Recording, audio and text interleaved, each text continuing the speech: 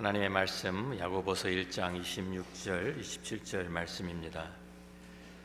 우리 같이 한 목소리를 읽겠습니다. 누구든지 스스로 경건하다 생각하며 자기 혀를 재갈 물리지 아니하고 자기 마음을 속이면 이 사람의 경건은 헛것이라. 하나님 아버지 앞에서 정결하고 더러움이 없는 경건은 곧 고아와 과부를 그 환난 중에 돌보고 또 자기를 지켜 세속에 물들지 아니하는 그것이니라. 아멘. 우리들이 경건한 사람이라고 하면 어떤 사람이 머리에 떠오르시나요? 항상 엄숙한 이렇게 분위기를 가지고 있는 사람인가요? 근엄한 얼굴 표정을 짓고 잘 웃지도 않고 농담도 하지 않고 걸음도 천천히 거룩하게 걸어다니는 분들이 있죠. 아니면 청교도 같이 항상 까만 옷 챙겨 입고 아주 이렇게 맨살이 나오지 않게 꽁꽁 싸매고 다니는 분들. 어떤 사람이 경건한 사람일까요? 우리가 이 오늘 본문에 나오는 경건이라는 이 단어를 헬라어로 보면 드레이스케이아라는 단어를 썼습니다. 자, 이것을 영어로 번역을 하면 religious라고 번역을 할 수 있어요. 그래서 경건한 사람은 영어로 하면 religious person입니다. 그러니까 우리가 다시 그 한국말로 다시 바꾸면 독실한 기독교인. 이렇게 한번 다시 그렇게 질문을 던져보죠. 독실한 기독교인, 어떤 사람이 독실한 기독교인입니까? 우리들이 주일 예배 빠지지 않고 참석하고, 우리들이 모든 모임들에 새벽 기도회, 또 우리 수요일 하는 성경 공부, 우리 여러 가지 훈련, 사역에, 또 목장 모임에, 봉사 활동에, 우리 선교 활동 이런데 잘 참여하고, 우리 헌금 생활도 착실하게 잘하면 우리들이 보통 헌신된 사람이다, 독실하고 경건한 크리스천이다, 이렇게 생각하기가 쉽지 않습니까? 성경 항상 옆에 끼고, 우리 좀 성경적인 지식도 많고, 언제든지 기도 부탁하면 막힘없이 그냥 술술 유창하게 기도도 잘하는 그런 사람이 독실한 크리스천입니까? 이런 것들이 결코 나쁜 것은 아니죠. 우리 신앙생활에 꼭 필요한 것들입니다. 그렇지만 이러한 것들 가지고 그 자체가 하나님께서 인정하시는 경건 그것이다 라고 할 수는 없습니다. 우리들은 보통 우리 영적인 것들을 겉으로 드러나는 것으로 그 형식이나 아니면 어떤 횟수를 가지고 그것을 가늠해보고 판단하려고 하는 경향이 있습니다. 그러니까 우리가 누가 기도를 했다 그러면 보통 한 시간에 몇 시간 기도합니까? 이런 기도의 시간을 우리가 중요하게 따지고요. 금식을 했다 그러면 며칠이나 금식했습니까? 그런 것들을 중요하게 생각을 합니다. 헌금을 해도 얼마나 했습니까? 이런 것을 많이 생각을 하죠. 그래서 겉으로 나는 그 형식과 횟수, 또 이 어떠한 것에 참 양적인 그런 많고 적음, 이런 것을 가지고 우리의 영적인 그런 것들을 이렇게 가늠해 보려고, 우리 헌신과 하나님 앞에 우리 좀 드리는 이러한 이 영적 삶을 가늠해 보려고 합니다. 그런데 하나님은 그렇게 하지 않습니다. 하나님이 기뻐하시는 것을 우리가 보면은요, 이사야서 1장 10절부터 17절에 있는 말씀이 좀 길지만 제가 읽어드립니다. 하나님께서 이스라엘 백성들을 고발하시는 내용입니다. 너희 소돔의 관원들아, 여호와의 말씀을 들을지어다. 너희 고모라의 백성아, 우리 하나님의 법에 귀를 기울일지어다. 여호와께서 말씀하시되 너희의 무수한 재물이 내게 무엇이 유익하뇨? 나는 수장의 번제와 살찐 짐승의 기름에 배불 넣고 나는 수송아지나 어린 양이나 수렴소의 피를 기뻐하지 아니하노라. 너희가 내 앞에 보이러 오니 이것을 누가 너에게 요구하였느냐? 내 마당만 밟을 뿐이니라. 헛된 재물을 다시 가져오지 말라. 분향은 내가 가증히 여기는 바요, 월삭과 안식일과 대회로 모이는 것도 그러하니 성회와 아울러 악을 행하는 것을 내가 견디지 못하겠노라. 내 마음이 너희의 월삭과 정한 절기를 싫어하나니 그것이 내게 무거운 짐이라 내가 지기에 곤비하였느니라. 너희가 손을 펼 때에 내가 내 눈을 너희에게서 가리고 너희가 많이 기도할지라도 내가 듣지 아니하리니 이는 너희의 손에 피가 가득함이라. 너희는 스스로 씻으며 스스로 깨끗하게 하여 내 목전에서 너희 악한 행실을 버리며 행악을 그치고 선행을 배우며 정의를 구하며 학대받는 자를 도와주며 고아를 위하여 신원하며 과부를 위하여 변호하라 하셨느니라. 어째서 하나님께서 이스라엘 백성들을 향해서 너희는 소돔의 관원들이다, 너희는 고모라의 백성이다, 이렇게까지 말씀을 하실까요? 이 사람들이 하나님 앞에 제사를, 제물을 제대로 드리지 않아서? 아닙니다. 도리어 넘쳐났습니다. 이 사람들이 예배를 드리지 않아서? 아닙니다. 이 사람들이 정한 시간마다 또 절기마다 셀 수 없는 그 모든 시간 정한 예배를 드리기 위해 하나님 앞에 나왔습니다. 그런데 하나님께서 그 많은 제물과 예배를 받으시면서도 하나님께서는 내가 도리어 견디지 못하겠다 라고 평가를 하십니다. 왜? 그 예배, 그 제물, 그 많은 제사 가운데 그 사람들의 마음이 담겨 있지 않았기 때문입니다. 사무엘상 15장에 보면 22절 23절에 이런 말씀이 있죠. 사울이 참 하나님 앞에 내가 번제를 드리기 위해서 이 양들을 아끼고 이 좋은 것들을 골라서 가지고 왔습니다 라고 핑계를 댈 때 사무엘이 한 말씀이 있습니다. 같이 읽어봅니다. 사무엘이 이르되 여호와께서 번제와 다른 제사를 그의 목소리를 청종하는 것을 좋아하심같이 좋아하시겠나이까. 순종이 제사보다 낫고 듣는 것이 수장의 기름보다 나으니 이는 거역하는 것은 점치는 죄와 같고 완고한 것은 사신 우상에게 절하는 죄와 같음이라. 왕이 여호와의 말씀을 버렸으므로 여호와께서도 왕을 버려 왕이 되지 못하게 하셨나이다. 이런 말씀을 하시죠. 바리새인들의 문제도 바로 이것이었습니다. 예수님께서 계속 바리새인들이 지적하시는 것이 바로 이것입니다. 너희가 외식한다. 너희가 마음은 없고 겉으로만. 한 번은 예수님께서 제자들과 함께 안식일에 밀밭 사이로 지나가시는데 마침 제자들이 배가 고파가서 시장에서 그 이삭을 따가지고 손으로 비벼서 좀 쭉정이를 버리고 이제 먹은 것이죠. 그것을 본 바리새인들이 당장 정죄를 합니다. 제자들이 안식일에 하지 못할 일을 했습니다. 안식일에 추수도 했고 안식일에 밥을 지어 먹었다고. 그때 예수님께서 바리새인들을 향해서 하신 말씀이 마태복음 12장 7절에 있습니다. 나는 자비를 원하고 제사를 원하지 아니하노라 하신 뜻을 너희가 알았더라면 무죄한 자를 정죄하지 아니하였으리라. 이 바리새인들은 참 이 율법을 중시했지만 그것에 나와 있는 정말 중요한 것들은 잊어버리고 있다라고 지적하신 것이죠. 이런 바리새인들에게 책망하시는 말씀이 마태복음 23장 23절부터 26절에 기록되어 있습니다. 화 있을진저 외식하는 서기관들과 바리새인들이여, 너희가 박하와 회향과 근처의 11조는 들이되 율법에 더 중한 바 정의와 긍휼과 믿음은 버렸도다. 그러나 이것도 행하고 저것도 버리지 말아야 할지니라. 맹인된 인도자여, 하루 살리는 걸러내고 낙타는 삼키는도다. 화 있을진저 외식하는 서기관들과 바리새인들이여, 잔과 대접의 겉은 깨끗이 하되 그 안에는 탐욕과 방탕으로 가득하게 하는도다. 눈먼 바리새인이여, 너는 먼저 안을 깨끗이 하라. 그리하면 겉도 깨끗하리라. 무엇이 문제였습니까? 겉으로는 깨끗하게 보이지만 안에는 더러운 것이 가득하고 참 외식과 불법으로 가득 차 있었다라는 것이 문제였습니다. 참된 경건이라는 것은 겉으로 보여지는 형식이 아닙니다. 내적인 변화입니다. 형식도 물론 있어야 합니다. 그래서 주님께서 이것도 행하고 저것도 버리지 말아야 할지니라고 하신 것입니다. 둘 다 사실 필요합니다. 형식이 있어야 우리의 마음이 표현이 될 수 있기 때문입니다.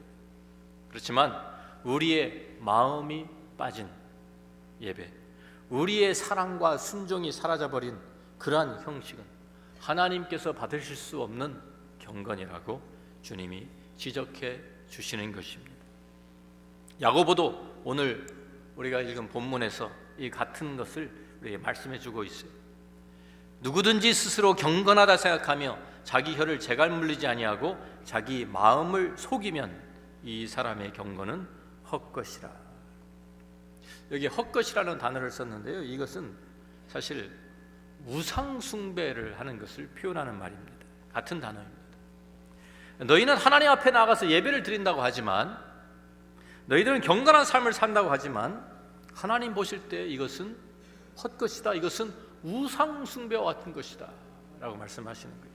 조금 전에 본 사무엘상에 나와 있는 말씀처럼 참 하나님 앞에 순종하지 않는 것이 사신 정말 이방 좀 그 우상들에게 절하는 죄와 같다라고 하신 그런 내용입니다. 자, 우리가 지난번에 본 것처럼, 지난주에 우리가 나눈 말씀처럼 야고보는 굉장히 실질적인 그런 책입니다. 그래서 행함을 많이 강조합니다. 우리 말씀을 듣기만 하고 행하는 자가 되지 아니하면 너희 자신을 속이는 것이라고 우리 야고보가 우리에게 강조했습니다. 그런데 행함만 강조해서는 안 됩니다. 만약 행함만 강조한다고 하면 제일 좋아할 사람들이 누구였을까요? 바리새인들이었겠죠. 바리새인들은 겉으로 드러나는 것에는 너무나도 잘하고 있는 사람들이었으니까요. 11조도 잘 드리고 있었고 모든 율법들 다른 사람들 보기에는 정말 완벽하게 지켰습니다. 그래서 참 이 제자들이 그 자그마한 이삭을 가지고 부벼서 먹는 것까지도 그 안식일 범한 것이라고 지적하는 거예요. 사도 바울도 자기 바리새인으로 살아갈 때 율법으로 내가 완전한 자라고 할 정도까지 철저한 삶을 살았습니다. 겉으로 나타나는 이 행함만 강조한다고 하면, 겉모습만 보면서 우리들이 경건을 따진다고 하면 우리들이 정말 바리새인들이 가장 경건한 사람들이었을 거예요. 그런데 야고보가 균형을 잡아줍니다.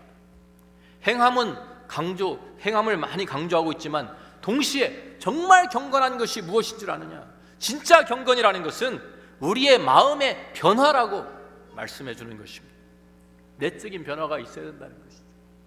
우리의 영이 우리 안에서 먼저 새로워져야 되고, 변화되면 그 변화가 우리의 겉으로, 우리 밖으로, 외적으로 표현되는 것이다. 바로 이것이 하나님이 기뻐하시는 진정한 경건이라고 우리에게 말씀해 주는 것입니다. 그러면 경건한 삶의 세 가지 예를 우리에게 들어줍니다. 첫 번째가 우리의 혀를 재갈 물리는 것, 두 번째는 고아와 과부를 환난 중에 돌보는 것, 세 번째는 새 속에 물들지 않는 것이다 라고 세 가지 예를 들어주고 있어요. 그런데 이 모든 것을 우리가 보면 다 마음부터 시작하는 것입니다.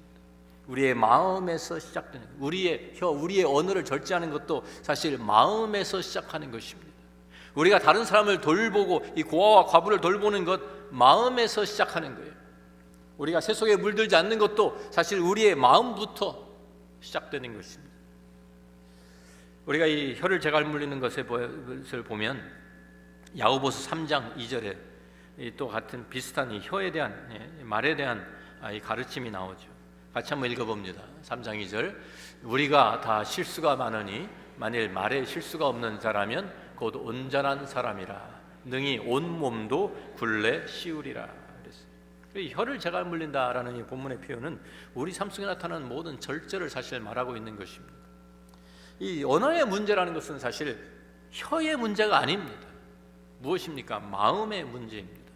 주님께서 지적하셨습니다. 마태복음 12장 34절 35절 말씀 보니까 독사의 자식들아 너희는 악하니 어떻게 선한 말을 할 수 있느냐? 이는 마음에 가득한 것을 입으로 말함이라. 선한 사람은 그 쌓은 선에서 선한 것을 내고 악한 사람은 그 쌓은 악에서 악한 것을 내느니라.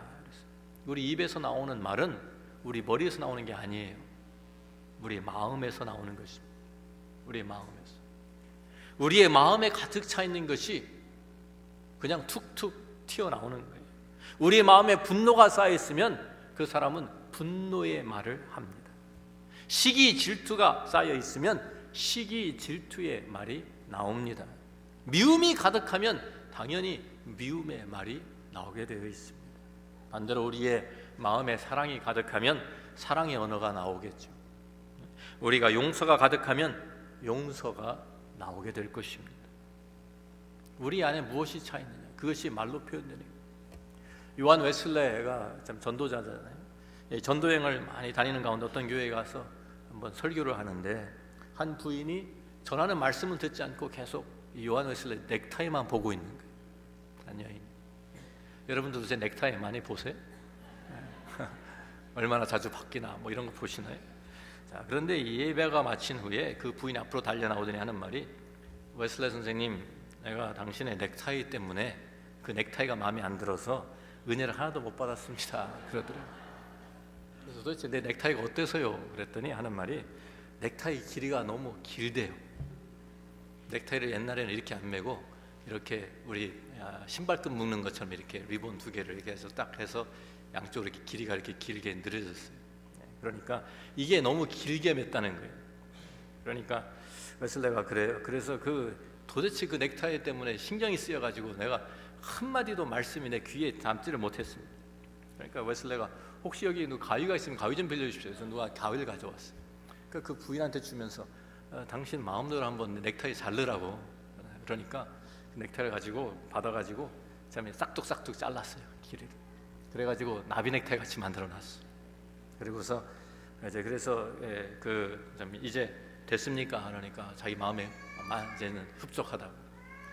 그러니까 그 가위를 다시 받으면서 이제 자, 그러면 이 가위 제가 보기에도 당신이 너무 긴 것을 가지고 있는데 제가 좀 잘라주고 싶네요. 그랬대요. 그랬더니 아니, 그 부인이 내가 가지고 있는 게 뭐가 길어요? 그랬더니 당신 혓바닥이 너무 깁니다. 혀를 내미시면 제가 잘라드릴게요. 교만이죠. 다른 사람 독선이죠. 이런 것들이 다 우리의 말로 다 나오는 거예요. 표현되는 거예요. 말에 실수가 없으면 온전한 사람이라고 했어요. 어려운 일입니다. 정말 어려운 일. 우리의 말을 절제한다는 거예요. 사실 우리 스스로 할 수가 없습니다. 우리의 마음이 성령의 다스림을 받지 않으면 절제가 되지 않아요.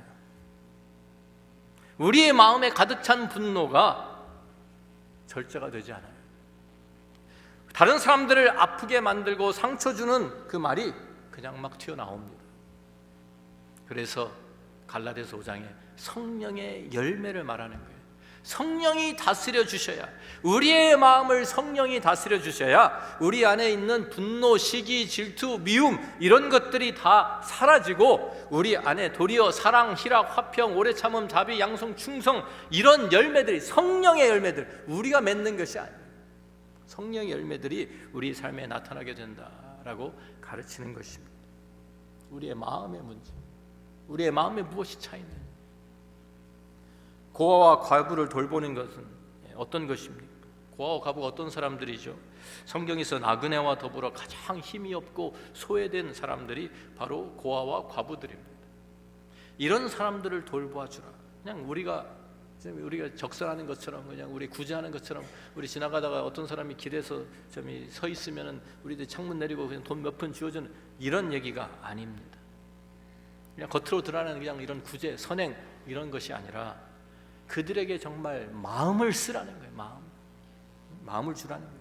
나도 그러한 처지가 될 수 있는 것을 생각하면서 그 사람 입장에서 정말 진정한 긍휼과 자비를 가지고 대하라는 거예요. 출애굽기 22장 21절 24절 말씀 보니까 너는 이방 나그네를 압제하지 말며 그들을 학대하지 말라. 왜요? 너희도 애굽 땅에서 나그네였습니다. 계속해서 너희는 과부나 고아를 해롭게 하지 말라. 내가 만일 그들을 해롭게 함으로 그들이 내게 부르짖으면 내가 반드시 그 부르짖음을 들으리라. 나의 노가 맹렬함으로 내가 칼로 너희를 죽이리니 너희 아내는 과부가 되고 너희 자녀는 고아가 되리라. 하나님께서 신원해 주시겠다, 하나님 심판하시겠다고까지 말씀하십니다. 같은 말씀 신명기 10장에도 있어요. 17절부터 19절 말씀 보니까 너희의 하나님 여호와는 신 가운데 신이시며 주 가운데 주시요 크고 능하시며 두려우신 하나님이시라. 사람을 외모로 보지 아니하시며 뇌물을 받지 아니하시고 고아와 과부를 위하여 정의를 행하시며 나그네를 사랑하여 그에게 떡과 옷을 주시나니 너희는 나그네를 사랑하라. 전에 너희도 애굽 땅에서 나그네 되었음이니라. 하나님은 자비로우신 분이에요. 사랑이 많으신 분이에요. 긍휼이 많으신 분입니다. 하나님께서 그 사랑, 참 그 자비, 긍휼을 우리에게 먼저 베푸셨는데 이제 그것을 가지고 우리가 그것을 받은 우리들이 이제 우리 주위에 있는 힘없고 소외된 사람들을 그 같은 사랑과 긍휼과 자비를 가지고 그들을 돌보는 것이 진정한 경건이다 라고 성경이 우리에게 가르쳐주는 것입니다. 자비와 긍휼, 무슨 말인가요? 어머니의 심부름을 나간 어린 소녀가 있었어요. 금방 돌아와야 되는데 시간이 오래 걸렸어요. 한참 있다가 돌아온 아이에게 엄마가 물어봤어요. 왜 이렇게 늦었냐 너? 그랬더니 이 아이가 돌아오는 길에 내 친구를 만났어요. 그런데 이 친구가 인형이 망가져서 울고 있었어요. 그래서 도와준다고 늦었어요. 그래? 그래서 그러면 내가 그 망가진 인형을 내가 고쳐주었어? 그랬더니 아니요, 인형 고치는 것을 도와준 것이 아니라 우는 것을 도와줬어요. 그랬더니 우는 것, 친구가 우는 것을 도와주었대요. 어떻게 도와주었을까요? 같이 울어주었다는 말이죠. 같이 울어주었다. 같이 울어주는 것이 성경이 말하는 긍휼입니다. 그것이 자비입니다. 그 마음을, 그 사람의 아픔을 같이 느끼며 동감하는 것, 이것이 성경이 말하는 긍휼이에요. 자비예요. 우리 어떤 때는 아무것도 할 수 없을 때가 많습니다. 내가 힘이 없어서 도울 수도 없고 어떤 방법도 찾을 수도 없을 때, 그럴 때가 있어요. 그러니까 내가 할 수가 없으니까, 내가 도울 수가 없으니까 그냥 지나치는 것이 아닙니다. 그 사람과 함께 마음을 같이 하고 그 사람의 처지를 딱하게 여기고 그 사람이 지금 참 당하고 있는 것을 내 아픔으로 느끼면서 같이 동감해 주는 것, 함께 같이 울어주는 마음, 그것이 성경이 말하는 자비, 긍휼입니다. 그거 하라는 거예요. 로마서 12장 15절 말씀 보면 이런 말씀이죠. 같이 읽어보겠습니다. 즐거워하는 자들과 함께 즐거워하고 우는 자들과 함께 울라. 함께 웃어주고 함께 기뻐하고 함께 슬퍼하고 울어주는 것이 진정한 긍휼이다, 자비다. 이것이 하나님이 원하시는, 우리가 비록 힘이 없어서 할 수 있는 것이 많지 않다 하더라도 함께 울어줄 수는 있잖아요. 함께 그들 위해서 함께 기도할 수 있잖아요. 그들과 함께 위로하는 그런 것들, 바로 이것이 하나님이 원하시는 것이다. 그것이 경건이라는 거예요. 새 속에 물들지 않는 것, 무슨 말입니까? 우리가 사는 세상 점점 오염이 되어가고 있습니다. 공기도 오염되어 있고 물도 오염되어 있고 우리가 먹는 우리의 식품들까지도 많이 오염이 되어 있습니다. 그래서 우리는 그런 오염으로부터 우리 자신을 지키기 위해서 많은 노력을 기울입니다. 한국에 지금 미세먼지 때문에 난리잖아요. 가보면 전부 다 그냥 막 마스크 다 쓰고 전부 다 강도들 같아. 다니는 거 보면 시꺼먼 것들 다 하고 다녀가지고 얼굴도 못 알아보고. 그런데 세상으로부터 나를 지키는 것, 세속으로부터 나를 지키는 것은 뭐예요? 어떻게 하는 거예요? 내가 세상으로부터 나를 지키겠다고 수도원에 들어가는 겁니까?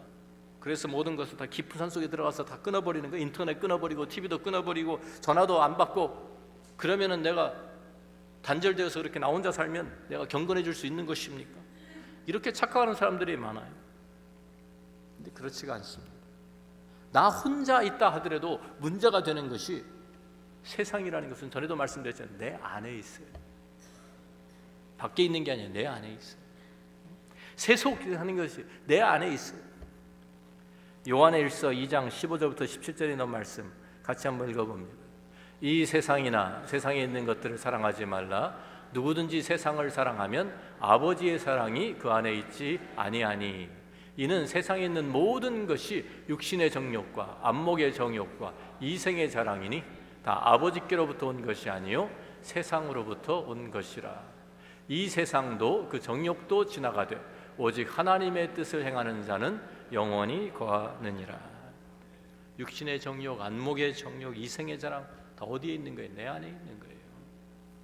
내 마음대로 살겠다, 내 뜻대로 내가 원하는 대로 살겠다, 내 욕심 다 채우며 살겠다는 것이 세상이에요. 다른 게 아니에요. 내 자신을 위해 사는 이기적인 바로 그 삶이 성경이 말하는 세상입니다. 세상 다른 사람하고 다 관계를 끊는다고 해도 그렇기 때문에 이게 사라지지 않아요. 분노하는 사람, 다른 사람하고 다 혼자 있다고 분노하지 않습니까? 분노합니다. 그러니까 내 자신, 내 마음부터 정결하게 하지 아니하면 다른 거 다 끊어도 소용이 없다는 말이에요. 마태복음 15장 18절부터 20절에 주님 이런 말씀하셨습니다. 입에서 나오는 것들은 마음에서 나오나니 이것이야말로 사람을 더럽게 하느니라. 마음에서 나오는 것은 악한 생각과 살인과 간음과 음란과 도둑질과 거짓 증언과 비방이니 이런 것들이 사람을 더럽게 하는 것이요 씻지 않는 손으로 먹는 것은 사람을 더럽게 하지 못하느니라. 마음, 우리 마음, 이 마음의 문제, 마음이 우리가 세상이 우리를 더럽게 하는 것이 아니라 내가 세상을 더럽게 만드는 거예요. 내 안에서 나오는 것들이 우리가 지금 본 것처럼 다 마음의 문제입니다. 우리의 혀도 마음의 문제고, 우리가 과부를 돌보는 것, 다른 사람 돌보는 것도 우리의 마음의 문제고, 우리가 우리 자신을 지켜 새 속에 물들지 않는 것도 우리의 마음의 문제예요. 내 마음을 먼저 정결하게 해야 되는데 내 마음이 어떻게 정결해집니까? 다른 방법이 없어요. 오직 예수 그리스도의 피로 정결함을 받습니다. 예수 그리스도의 피로 씻음을 받아야 돼요. 십자가의 보혈. 우리 스스로 해결할 수 없는 문제예요. 우리의 마음의 문제는. 우리가 주님의 십자가 앞에 나와서 무릎을 꿇고 우리의 죄를 고백할 때 주님께서 우리에게 죄 사함을 약속해 주십니다. 우리를 정결하게 씻어 주신다고 약속하셨어요. 요한일서 1장 7절부터 9절에 있는 말씀 같이 읽습니다. 그가 빛 가운데 계신 것 같이 우리도 빛 가운데 행하면 우리가 서로 사귐이 있고 그 아들 예수의 피가 우리를 모든 죄에서 깨끗하게 하실 것이요, 만일 우리가 죄가 없다고 말하면 스스로 속이고 또 진리가 우리 속에 있지 아니할 것이요, 만일 우리가 우리 죄를 자백하면 그는 미쁘시고 의로우사 우리 죄를 사하시며 우리를 모든 불의에서 깨끗하게 하실 것이라 라고 약속해 주셨어요. 우리의 마음이 예수 그리스도의 보혈로 정결함을 받고, 또 우리가 예수 그리스도를 닮아가기 위해서, 우리가 예수 그리스도의 형상을 입기 위해서 꼭 필요한 것이 마음의 문제이기 때문에 예수 그리스도의 마음을 품어야 합니다. 빌립보서 2장 5절부터 8절 말씀도 우리 같이 읽습니다. 너희 안에 이 마음을 품으라. 곧 그리스도 예수의 마음이니 그는 근본 하나님의 본체시나 하나님과 동등됨을 취할 것을 여기지 아니하시고 오히려 자기를 비워 종의 형체를 가지사 사람들과 같이 되셨고 사람의 모양으로 나타나사 자기를 낮추시고 죽기까지 복종하셨으니 곧 십자가에 죽으심이라. 그 예수 그리스도의 마음, 자기를 드린, 희생하는 우리의 이기적인 마음을 십자가에 못 박아야 돼요. 예수의, 그 대신에 예수의 마음을 품고 살면 우리의 마음이 새로워집니다. 그 변화된 마음에서 우리의 언어가 정화되는 것입니다. 우리가 다른 사람들을 돌볼 수 있는 사랑과 긍휼이 우리의 마음에서부터 흘러나오는 것입니다. 우리의 이기심으로부터 내가 해방되어서, 내 욕심으로부터 내가 해방되어서 내 자신을 세속으로부터, 세상에 물드는 것으로부터 나를 지킬 수 있게 되는 것입니다. 하나님이 인정하시는 그러한 진정한 경건한 사람이 되기를 원하십니까? 그렇다고 하면 예수 그리스도의 보혈로 정결함을 받으셔야 합니다. 예수 그리스도의 마음을 품으셔야 합니다. 예수 그리스도와 함께 동행해야 합니다. 성령의 충만함을 받아야 돼요. 우리의 마음이 성령의 다스림을 받을 때, 예수님께서 우리와 동행하실 때, 예수 그리스도의 마음을 품고 살 때 우리들이 참 주님께서 우리 약속하신 그 성령의 아름다운 열매들을 우리 삶을 통해서 나타나게 될 것입니다. 그것이 진정한 하나님이 기뻐하시는 경건이라고 우리에게 말씀해 주는 것입니다. 우리 모두가 주님 앞에서 참다운 진실된 경건한 하나님의 사람으로 살아가게 되기를 주의 이름으로 축원합니다. 같이 기도하겠습니다. 우리 자신을 돌아보면 좋겠습니다. 나는 어떠한 사람인가요? 나는 그냥 종교적인 행위들만 바라보면서 겉으로 드러나는 형식, 우리가 하는 것들의 횟수만 우리들이 따지면서 그 횟수와 우리의 헌신은 시간을 드리고 물질을 드리는 것에 많고 적음만 우리가 보면서 그것에 움직이고 있는 사람은 아닙니까? 하나님은 절대로 그러한 것을, 그런 우리의 외형적인 것에 감동받으시는 분이 아닙니다. 하나님이 감동받으시는 것은 딱 하나입니다. 우리들이 그 아들 예수 그리스도의 피로 정결함을 입는 것, 그리고 그 믿음을 가지고 하나님 앞에 나아가서 예수 그리스도의 마음을 품고 예수 그리스도를 닮아갈 때 하나님이 우리를 인정해 주시는 것입니다. 우리 자신을 오늘 말씀의 거울로 다시 비춰보기를 바랍니다. 나는 경건한 사람입니까? 주일날 그냥 교회 뜰만 밟고 다니는 사람은 아닙니까? 형식적으로 나와서 예배를 드리면서 사람들 앞에 내 얼굴 보이고 눈도장 찍으면 되었다, 체면만 차리는 사람은 아닙니까? 진정으로 우리의 마음에 하나님을 향한 헌신과 사랑이 있습니까? 하나님을 사랑하기 때문에 이제는 그 하나님의 사랑으로 우리 이웃을 돌보고 그 긍휼과 자비를 베푸는 그러한 경건이 우리에게 있습니까? 우리 자신을 세상으로부터 지키는, 나의 욕심으로부터 지키는 성령의 도우심이 우리 안에 있습니까? 내 안에 예수 그리스도의 마음을 품고 있습니까? 아버지 하나님, 감사합니다. 다시 한번 오늘도 우리의 마음을 말씀의 거울로 비춰볼 수 있는 은혜와 기회를 주심을 감사합니다. 우리가 우리의 마음을 들여다보면 아직도 우리의 마음 속에는 거짓된 것, 악한 것, 더러운 것들로 가득 차 있는 것을 보게 됩니다. 세상이 나를 더럽게 하는 것이 아니라 내 마음에서 나오는 것들이 세상을 더럽게 하고 있습니다. 주님, 우리를 용서하여 주옵소서. 우리를 새롭게 하여 주옵소서. 그리스도의 십자가의 보혈로 우리를 정결하게 하여 주시옵소서. 이제 그 주님의 마음을 품고 주님과 동행하면서 주님을 따라가는 하나님의 사람들, 경건한 하나님의 백성들 되게 하여 주옵소서. 예수님 귀하신 이름으로 기도합니다. 아멘. 다 함께 일어나